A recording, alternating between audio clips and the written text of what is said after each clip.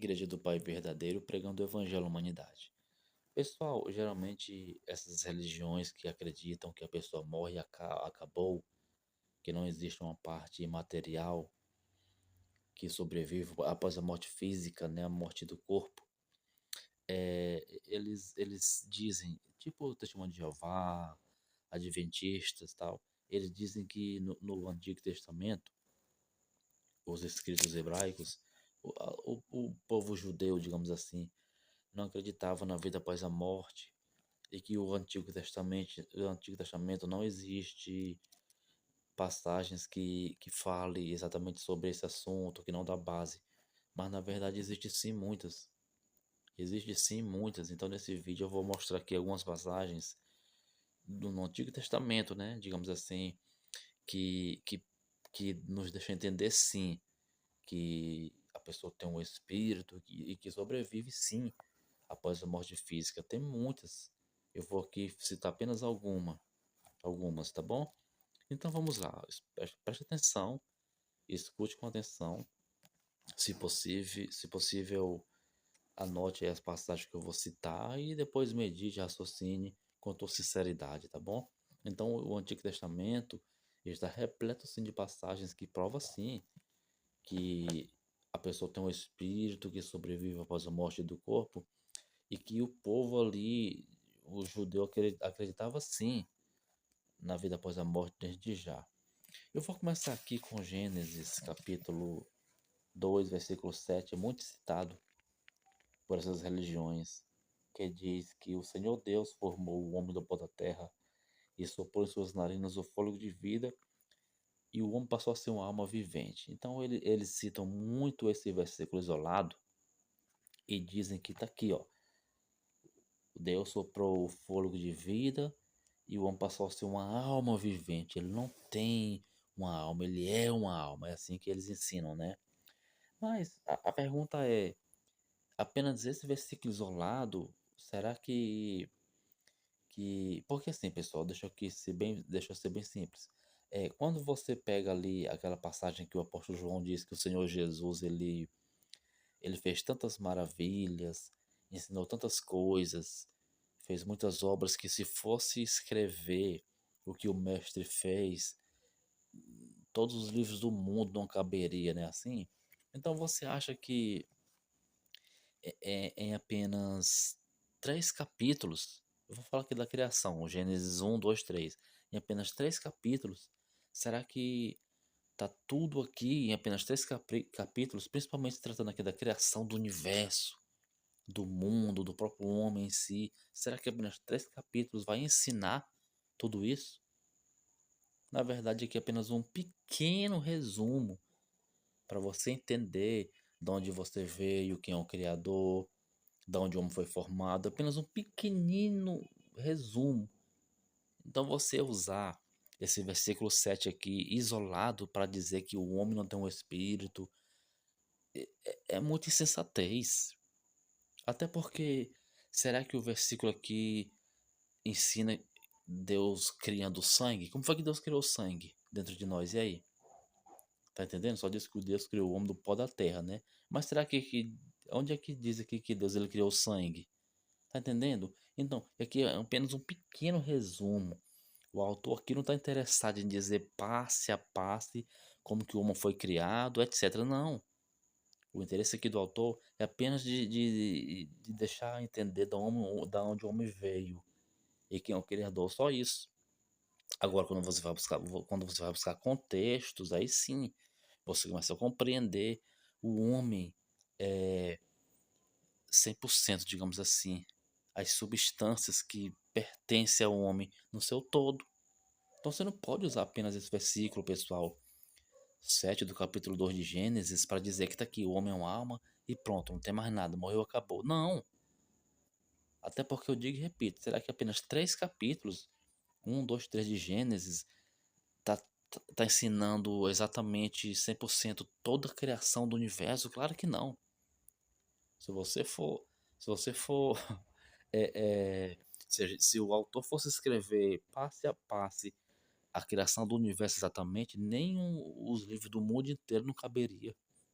entendeu? Então é impossível, impossível. Apenas 3 capítulos da Bíblia, inclusive pequenos capítulos, ensinar toda a criação, inclusive a criação do homem. Não, então tá errado. Você não pode usar esse versículo isolado para dizer que você não tem um espírito, porque tá aqui, Deus soprou e o homem passou a ser um ser vivo e ponto final. Não, você tem que buscar contextos. Aí quando você vai aqui em Malaquias capítulo 12, ó, vamos aqui buscar contextos, né? Malaquias capítulo 12. Então bora buscar contexto. Enquanto eles ficam em versículos isolados, né? Para dizer que o homem não tem uma alma, né? Mas é uma alma, apenas um versículo isolado, que não é essa a intenção do autor, a gente vai buscar contexto. Então aqui em, ou melhor pessoal, Zacarias. Permita-me ver, eu não fiz um esboço, mas permita-me aqui, vamos aqui em Zacarias capítulo 12. Se não for Zacarias é Malaquias, é porque eu não fiz um esboço, mas olha, preste atenção. Pronto, é aqui, é no capítulo 12 de Zacarias. Eu falei Malaquias, desculpa, é Zacarias capítulo 12, versículo 1. Olha só, preste atenção. O peso da palavra do Senhor sobre Israel. Diz o Senhor, o que estende os céus, que estabelece os alicerces da terra e que formou o espírito do homem dentro dele. Olha só, Zacarias 12, versículo 1, está dizendo que o espírito do homem foi formado dentro dele. A palavra aqui é formou, não soprou, certo? Então, quando você vai buscar contextos, você já começa a entender exatamente como que o homem foi formado no seu todo. Olha só, está dizendo aqui que o espírito foi formado dentro do homem. Aí, quando você vai lá no hebraico, a palavra aqui para esse termo formou é yotse, que vem da raiz watsá, que significa formar literalmente algo trabalhado, né? Perceba que lá em Gênesis capítulo 2, versículo 7, que é o versículo isolado citado pelas religiões, Testemunho de Jeová, Adventista, eles dizem que tá aqui, ó, o homem é uma alma, ele não tem uma alma, ele é uma alma. Mas só que ela diz que Deus ele soprou, né? Ele soprou o fôlego de vida, a Neshama, né, dentro do homem, não é isso? E aqui em Zacarias 12:1 está dizendo que Deus ele formou o espírito, a ruach, né, formou o otse dentro do homem. Então uma coisa é você soprar, outra coisa é você formar, compreende? Então quando você lê é, é, Gênesis 2:7 e compara com Zacarias 12:1, você já consegue ver pelo menos 3 substâncias no homem: corpo, fôlego e o espírito, que foi formado dentro do homem, certo?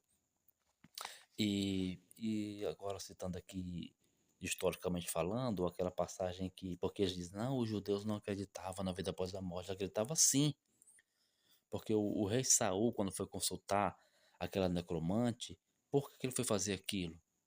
Aí eles vão dizer, não, porque Saul estava desviado, que não sei o que. Não, ele foi consultar necromante para invocar o espírito de Samuel, é porque ele acreditava. Ele acreditava naquilo. É por isso que ele foi, entendeu?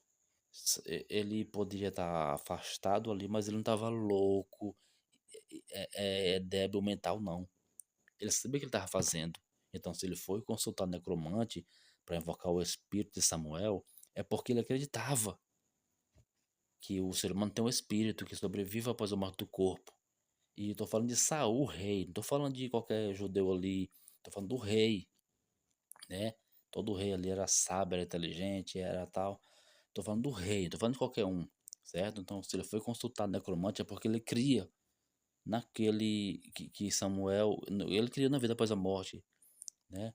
E quando você lê lá o capítulo completo de Samuel, capítulo 28, em nenhum momento vai citar demônio.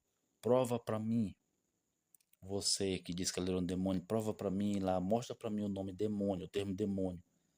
Ao contrário, 3 vezes fala, e Samuel disse 3 vezes. O autor escreve que Samuel falou. Ué, Deus é Deus de confusão?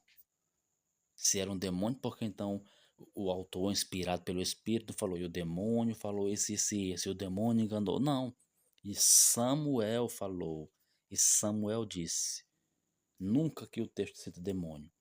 As pessoas é que faz confusão, que faz exegese e covardemente coloca o demônio ali, onde na verdade não existe. Ali realmente era o espírito de Samuel, certo? E outras passagens. Eu não vou aqui alongar devido ao tempo do vídeo, mas tá aí, ó. Eu tô aqui no Antigo Testamento, tô nem citando o Novo. Tô em Antigo Testamento. Tem outras e outras passagens, mas só aqui em 10 minutos eu já te provei aqui em várias passagens bíblicas, né? No Antigo Testamento que o povo cria sim na vida após a morte, certo? E que a pessoa morre e que existe um espírito desde já. E concluo dizendo: o ato de você proibir uma coisa não é que não exista, ao contrário, porque existe. Exemplo aqui para concluir: quando a ordem dada lá por Javé, né, para o povo não consultar os espíritos dos mortos, presta atenção. A ordem lá na lei de Javé para o povo lá é que o povo não consulte os espíritos dos mortos. Por que que é dada essa ordem? Hum? Por quê? Entendeu? Se alguém chega para você e fala, olha, fulano, não consulte os espíritos mortos, o que é que você vai entender? Que os mortos têm espírito. Sabe qual é o erro? É porque eles não podiam consultar. Mas eles criam sim, que o ser humano tem um espírito que sobrevive. Eles não puderam consultar, né? Porque a ordem lá de Javé foi que ele não consultasse os espíritos mortos. Mas o ato de Javé proibir aquele povo de não consultar os espíritos mortos não é porque não existe, ao contrário, é porque existe. E em nenhum momento vai dizer porque o demônio vai vir te enganar. Que não, isso é o homem que inventa, é o homem que colocou, que adicionou isso. Não, é porque se eu for consultar, o demônio vem enganar. Mentira. Em nenhum momento ali vai dizer que o demônio vai enganar, que não sei o que. Isso aí é conversa fiada de baboseira desse povo que fica distorcendo, né, as escrituras. Então, quando Javé proíbe o povo de consultar os espíritos mortos, é sinal que existe. E o povo entendeu. O povo entendeu. E Saul entendeu. O rei Saul. Ele entendeu que o Samuel tinha um espírito. Compreende? E é por isso que ele foi consultar o necromante. Não, pessoal, tá repleto de passagens, sim, que prova que o ser humano tem um espírito, sim, dentro de si que sobrevive após a morte do corpo, e que o povo, sim, judeus acreditava sim na vida após a morte, inclusive os fariseus ali no tempo do Senhor Jesus, etc. Eu não vou alongar mais não, porque o tempo já está corrido. Imagina se eu vou citar aqui outras passagens e o Novo Testamento, né? Mas por enquanto é isso aí. A Bíblia de Gênesis, Apocalipse fala assim na vida após a morte, desde já, que você tem um espírito sim que sobrevive após a morte física. Agora, quem quiser ficar distorcendo as escrituras, colocando pensamentos seus no textos,